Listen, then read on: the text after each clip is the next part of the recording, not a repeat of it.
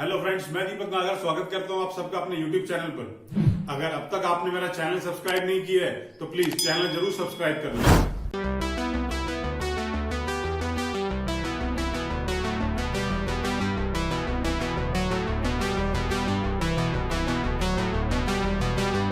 आइए question number 24 देखेंगे। Topic का नाम है accounting equation, DK Goyal class 11th की बुक में से।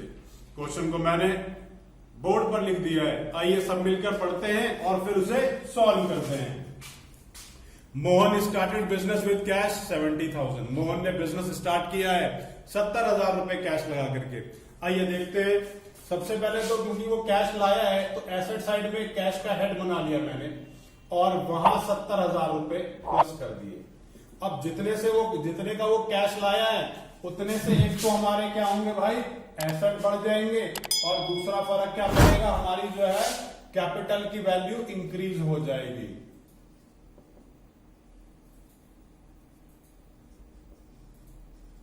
तो मैंने यहां कैपिटल की वैल्यू में भी 70,000 रुपीज को प्लस कर लिया है। आइए चलते हैं आगे। सेकेंड एडजस्टमेंट देखेंगे। परचेज गुड्स ऑन क्रेडिट, उधार पर गुड्स ले लिए 14,000 रुपए के। अगर उधार पर माल लिया है तो किन दो चीजों पर फर्क पड़ेगा? हाँ जी, एक तो पड़ेगा स्टॉक के ऊपर, स्टॉक बढ़ जाएगा। स्टॉक मेरा कितना हो गया बढ़ करके 14,000 का स्टॉक हो गया। अब 14,000 का स्टॉक हो गया। दूसरा क्या है, जिससे ये माल उधार पर लिया है, हम टेक्निकली हम अकाउंट्स की लैंग्वेज में उसको कहते हैं क्रेडिटर।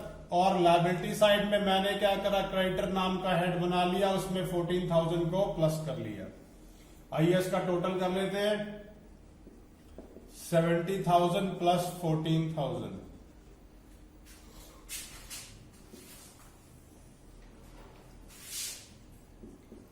70,000 प्लस 14,000।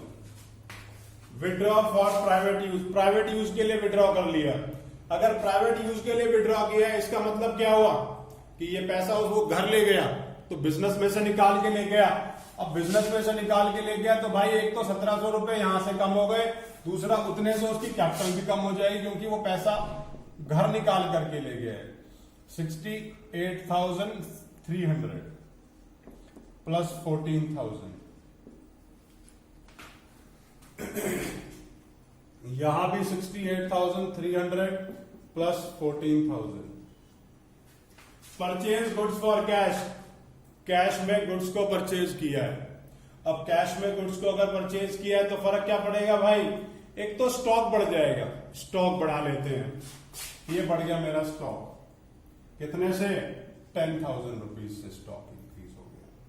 और फर्क क्या पड़ा साथ के साथ इसी उसका कि हमारे पास से कैश चला गया, क्योंकि भाई बिना पैसे दिए थोड़ा ना उसने माल दे दिया होगा। तो ये फिगर तो एज इट इज नीचे आ गई। इन पे तो कोई फर्क था ही नहीं भाई, कोई चेंज हुआ ही नहीं था। और यहां भी प्लस माइनस करके इक्वेशन को आगे ले चलता हूं। 58,300 प्लस 4,000, सॉरी प्लस 24,000। आइए आगे चलते हैं। नेक्स्ट लिखा है वेजेस पेड। हमें मालूम है कोई भी खर्चा दिया जाता है तो उसका फर्क क्या पड़ता है भाई, उस खर्चे से एक तो कैश कम हो जाएगा। तो हमने उस खर्चे से क्या करा भाई, कैश कम कर दिया और 300 रुपए यहां से कम हो गए। प्लस में उस खर्चे का सेकंड इफेक्ट कहां आएगा भाई, खर्चा तो सीधा सीधा कैपिटल में से लेस होता है तो वो भी मैंने लेस कर दिया।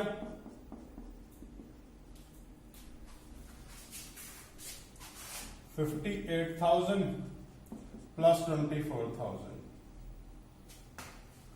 पेड टू क्रेडिटर्स, भाई क्रेडिटर्स को 10,000 रुपए दे दिए। अगर क्रेडिटर को 10,000 रुपए दिए तो एक तो हमारे पास जो कैश था वो कम हो गया, एक क्रेडिटर का और हमारा जो हिसाब किताब था वो भी कम हो गया।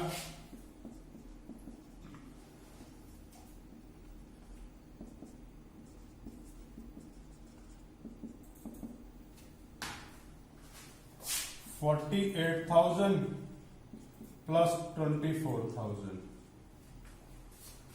Sold goods on credit at par, हमने जो है माल उधार पर बेच दिया। अब जब माल उधार पर बेचा है और वो भी पार मतलब कि भाई जितने का था उतने में ही बेचा है, तो 15,000 के माल को 15,000 में ही बेच दिया, लेकिन बेचा उधार में है। तो 15,000 का माल कम हो जाएगा, स्टॉक कम कर दिया 15,000 रुपए से, 68,000 ये एज इट इज कॉपी कर लिया, प्लस में 4,000 ये एज इट इज कॉपी। अब जिन्हें हमने माल बेचा है उन्हें हम टेक्निकली क्या बोलते हैं अकाउंट्स की लैंग्वेज में, उन्हें हम बोलते हैं भाई डेटर। और डेटर्स के अमाउंट में 15,000 रुपए हमने ऐड कर दिए, 48,000 plus 9,000 plus 15,000। Sold goods for cash costing है 3,000 फॉर 4,000, 3,000 का माल 4,000 में बेच दिया, कितने में? कैश में। अब जब कैश में ये माल बेचा है तो उसका फर्क क्या पड़ेगा भाई?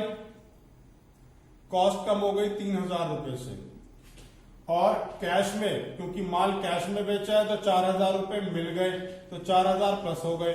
अब अगर हमने 3,000 का माल 4,000 में बेचा है तो उसका फर्क क्या पड़ेगा भाई? उसका फर्क ये आएगा कि हमें 1,000 रुपए प्रॉफिट के नाम के मिल जाएंगे, तो वैल्यू हो गई 69,000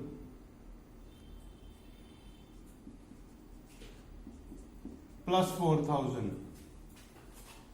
यहां पर वैल्यू हो गई 52,000 plus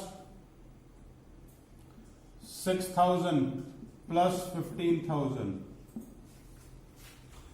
purchase furniture for cash 500 रुपए का फर्नीचर ले लिया। अब फर्नीचर क्या है जी? फर्नीचर मेरा एसेट है, तो भाई एक एसेट का हेड बना लेता हूं फर्नीचर, और फर्नीचर के हेड में यहां प्लस कर लिए मैंने 500 रुपीज, और क्योंकि उतने पैसे मैंने कैश में भी पे करे हैं तो एज इट इज जो है इसे मैंने यहां प्लस माइनस कर लेना है, कैश में से भी माइनस कर देना है।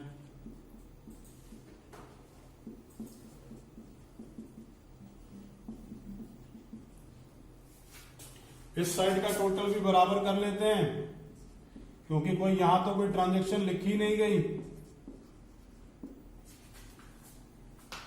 और फाइनली इसी तरीके से हमें एक क्वेश्चन करके प्रेजेंट करना है।